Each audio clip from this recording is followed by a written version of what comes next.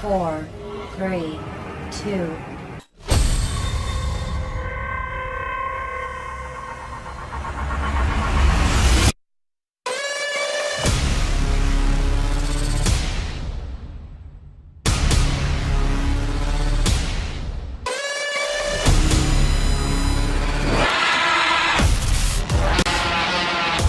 It was 1945, the night of the graduation dance.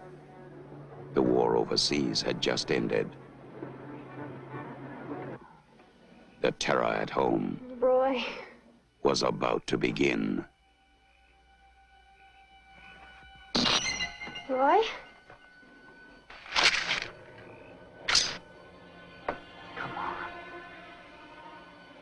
Come on, kid. Don't play hard to get. What about New Year's Eve? Well, that was different. I couldn't help myself.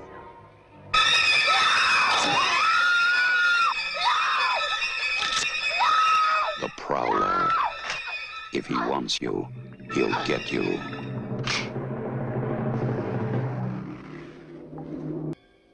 Just when you catch your breath, it starts all over again.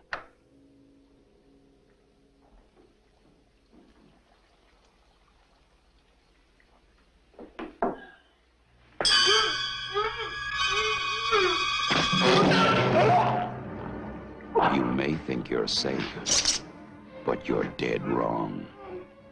The Prowler, coming soon.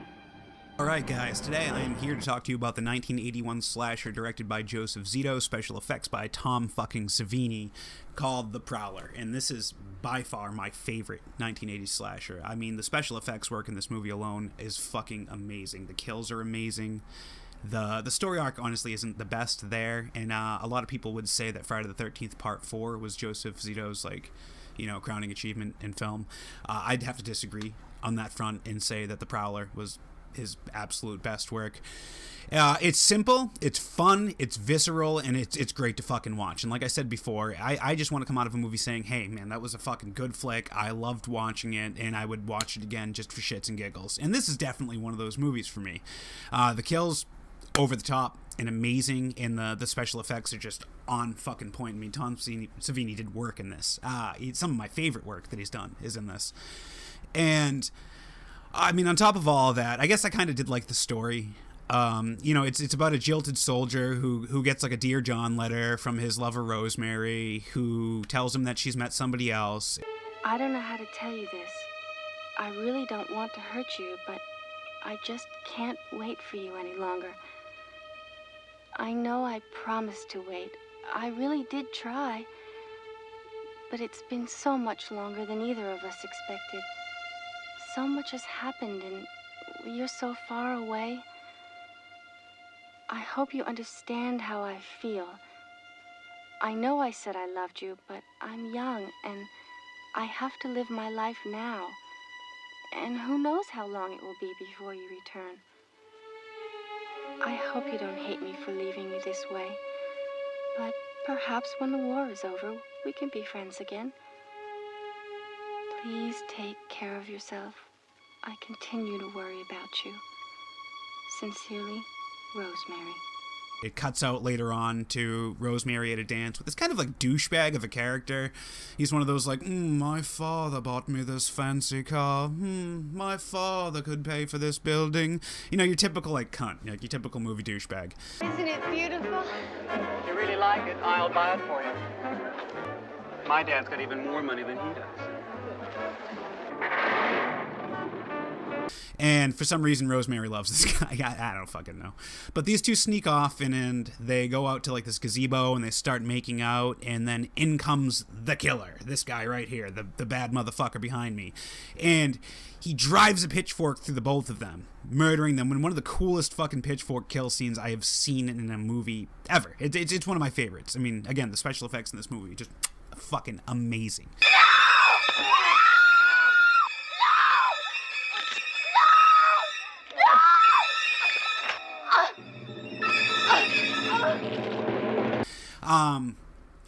So it cuts out 35 years later. They no longer do this dance that the town had done that these two were at earlier, and They had banned it due to the fact that these murders had gone unsolved. 35 years, it's been a cold case. Nobody has found this killer. And they decide, I guess, since things have been calm for so long, that it would be cool to just go ahead and have a fucking dance. So, deciding to have this dance, the township starts to get everything all together again, and, getting the whole town ready. They're setting up the town hall, getting ready for this big dance. Meanwhile, this asshole, this bad guy here, gets wind of what's going on, and he is like, fuck that. And you get a whole scene of him gearing up and getting ready to go start spreading mayhem again.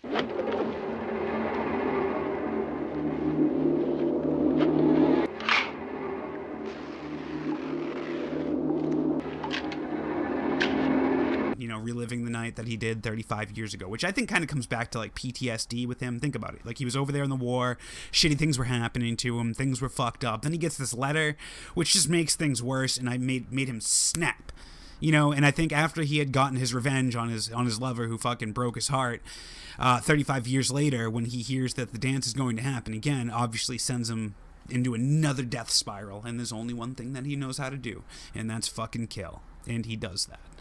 The movie focuses on Pam McDonald, who's kind of like the survivor girl of the film. Also, there is a deputy, I can't remember what his name was. I believe it was Mark London.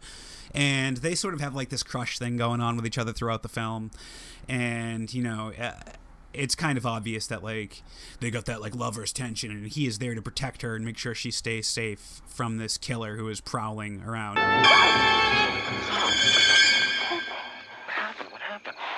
What's the matter? Mark, somebody was chasing me. Someone was chasing me, and Major Chatham grabbed me. Major Chatham?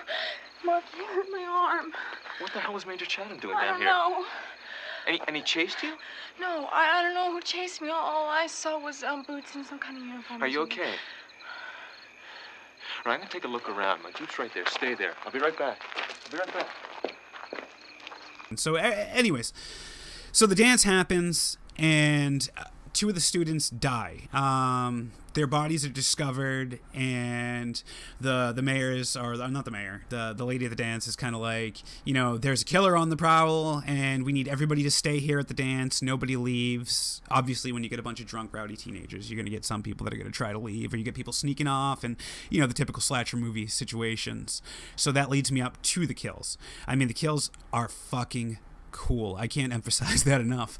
One of them, he drives a fucking bayonet into this guy's head, and the way he does it is just so brutal and gross and up close. And this guy fucking dies slow. Like, you think when somebody gets stabbed in the head in a movie, it's gonna be your typical, like, I'm fucking dead. No. He slowly presses this into the guy's head, and as he starts to pull it out, this dude's eyes roll in the back of his head, and it's just like this subtle effect that makes it so much more ominous and gross and dirty feeling as you watch this guy get murdered.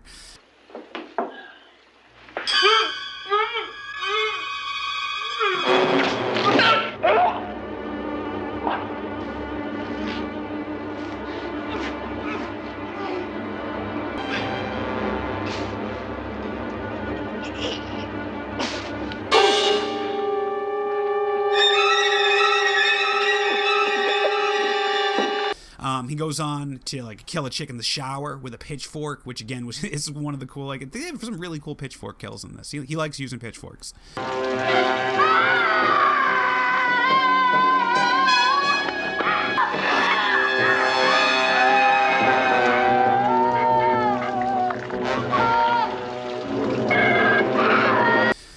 Anyways, after a numerous number of the teens get dispatched, Pam is now getting chased down by the killer. It's her turn. He wants to kill her now. And it all leads up to like this strange climax of they're inside this dusty old building, and I believe it's this old creeper guy's house that like lives right across from the college that they're at. And Are you kidding? That old guy's harmless. He can't even get out of his wheelchair. Well, there's nothing wrong with his eyes. He's kind of like throughout the film, peeping through windows and grabbing them as they run by, and just kind of like this, like he gives off that like filthy creep old guy in a wheelchair vibe.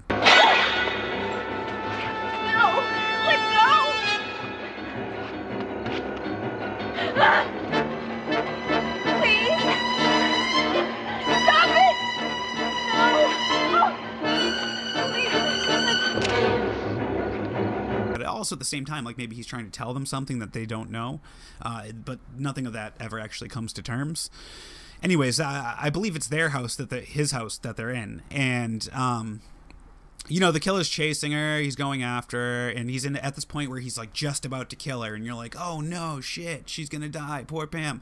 When a random dude that she had talked to at a store earlier in the movie just kind of fucking shows up out of nowhere and boom, just blasts this dude with a fucking shotgun. And the killer slumps back against the wall, falls over, he seems defeated. You get this beautiful music playing as Pam looks up to this man, sort of kind of giving him the look of like, this is all over, we made it, we did it.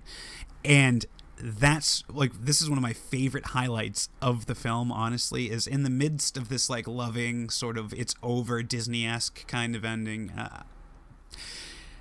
an unexpected boom happens, and this fucking killer rolls over the double barrel shotgun and just blasts the fucking store owner against the door, destroying him, killing him, which leads to another struggle with Pam, jamming the pitchfork into his shoulder, and they're on the floor fighting each other when Pam turns the shotgun up after ripping the killer's mask off, revealing that it is the sheriff that has been killing people the whole time. And earlier in the movie they have mentioned like the sheriff goes on these yearly fishing trips where he's just like gone for a while. Are you still gonna leave? I can't start the summer without fishing. Now, you know that. I never could. Besides, you've been here for 2 years now. You can handle anything that might come along. This year he was supposed to be away on a fishing trip. Instead, he was on a hunting trip, killing people the same way he did 35 years ago. It turns out he was the jilted lover. And in this moment, the shotgun is pressed underneath his chin, and she pulls it, and bam! And then again, one of the like most fucking glorious head explosions in a film ever. I mean, I've seen Tom Savini do it a few times. My other favorite time being in The Maniac, where he blows his own head off. But just like this amazing special effect of a head exploding, it reminds me of like Scanners and shit like that. It's just cool. You get all the blood, the gore, the explosion. And it makes for an awesome climax and an amazing end for a killer. In the end, for me, The Prowler is a 10 out of 10. I fucking love the movie. I would recommend you watch the movie. I would recommend anybody watch the movie that likes slashers. It is just a good fucking flick that you should see if you haven't seen. And if you have seen it and you like it, well, watch it again because you know it's awesome. There's this band playing during the prom the entire time. I mean, and you hear this soundtrack. Well, Mr. Turner, what do you think? Oh, it's exciting. Just like the good old days. Except I had more hair.